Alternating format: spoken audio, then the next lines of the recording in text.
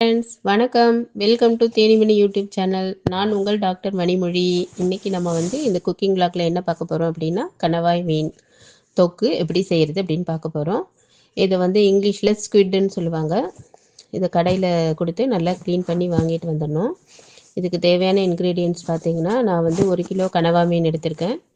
3 பெரிய வெங்காயம், 2 medium size தக்காளி, கொஞ்சம் கருவேப்பிலை, ஒரு 3 பல் பூண்டு, ஒரு சின்ன துண்டு இஞ்சி.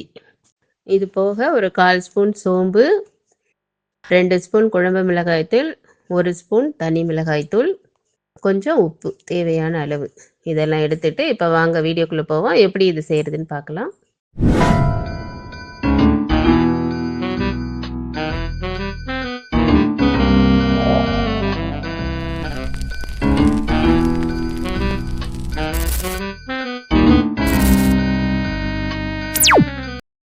இப்போ ஸ்டவ் பற்ற வச்சுட்டு ஒரு வானலை வச்சுடுங்க. வானல் காஞ்ச உடனே ஒரு 3 ஸ்பூன் அளவுக்கு எண்ணெய் ஊற்றிக்கோங்க. நான் கடலெண்ணெய் தான் யூஸ் பண்ணியிருக்கேன். நீங்கள் வேணால் நல்லெண்ணெயும் யூஸ் பண்ணிக்கலாம். எண்ணெய் நல்லா காஞ்ச பிறகு நம்ம சோம்பு போடணும். சோம்பு நல்லா பொரிஞ்சு வந்த உடனே கருவேப்பிலை போடுறோம். கருவேப்பிலை போட்டு தாளிச்சிட்டு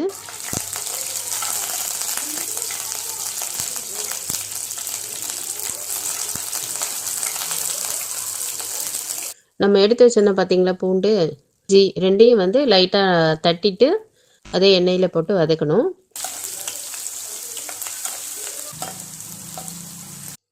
ஒரு பொன்னிறம் ஆன உடனே என்ன பண்ணணும், வெங்காயத்தை நல்லா சிறு சிறு துண்டாக கட் பண்ணி போட்டுக்கணும். நல்லா பொடியாக கட் பண்ணி போட்டிருக்கோம் பார்த்தீங்களா, அது மாதிரி பொடி பொடியாக நல்லா கட் பண்ணி போட்டுட்டு நல்லா வதக்குங்க. வெங்காயத்தை நல்லா வதக்கிட்டு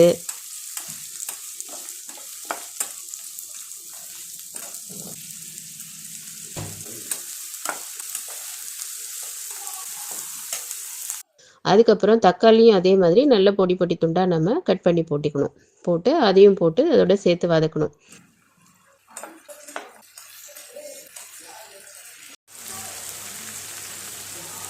தக்காளி ஓரளவு வதங்கின பிறகு என்ன பண்ணணும், நம்ம அந்த கனவாவை அதில் ஆட் பண்ணுறோம். கனவா நல்லா தண்ணி இல்லாமல் புழிஞ்சிட்டு அதில் போடணும். நம்ம போட்டுட்டு உப்பு போட்டுக்கணும். அதுக்கு தேவையான அளவு உப்பு, இதுக்கு ஒரு 1/4 ஸ்பூன் உப்பு போட்டால் போதும்.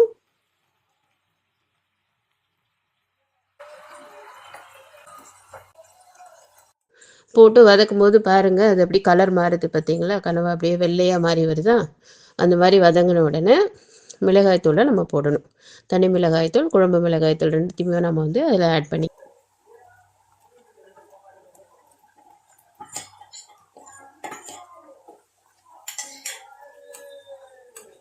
மிளகாய்த்தூளை ஆட் பண்ணிவிட்டு நல்லா கிளறி விடணும். எல்லா கனவாலையும் மிளகாய்த்தூள் படுற மாதிரி எல்லா பகுதியிலையும் உப்பு மிளகாய்த்தூள் எல்லாம் கலந்து வர மாதிரி நம்ம தண்ணியே ஊற்றக்கூடாது. நம்ம எறா தொக்கு வீடியோவில் சொல்லியிருப்போம் பார்த்தீங்களா, எறா தொக்கு எப்படி செய்கிறது அப்படின்னு.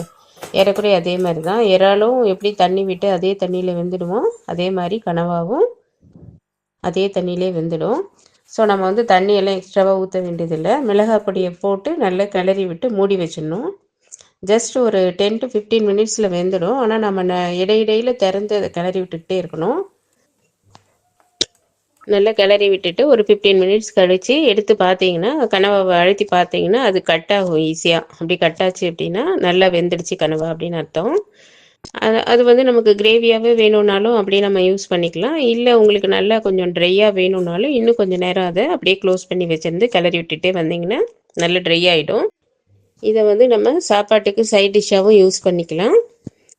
இட்லி தோசை கூட சாப்பிடவுமே ரொம்ப நல்லாயிருக்கும். இது ரொம்ப டேஸ்டியாக இருக்கும். ரொம்ப சிம்பிளான ரெசிபி. இது செஞ்சு சாப்பிட்டு பாருங்கள், ரொம்ப டேஸ்ட்டாக இருக்கும். அப்படியே என்னோடய தேனிமணி சேனலையும் சப்ஸ்கிரைப் பண்ணுங்கள், லைக் பண்ணுங்கள். வேறு ஏதாவது வேணும்னா கமெண்ட் பண்ணுங்கள். தேங்க்யூ.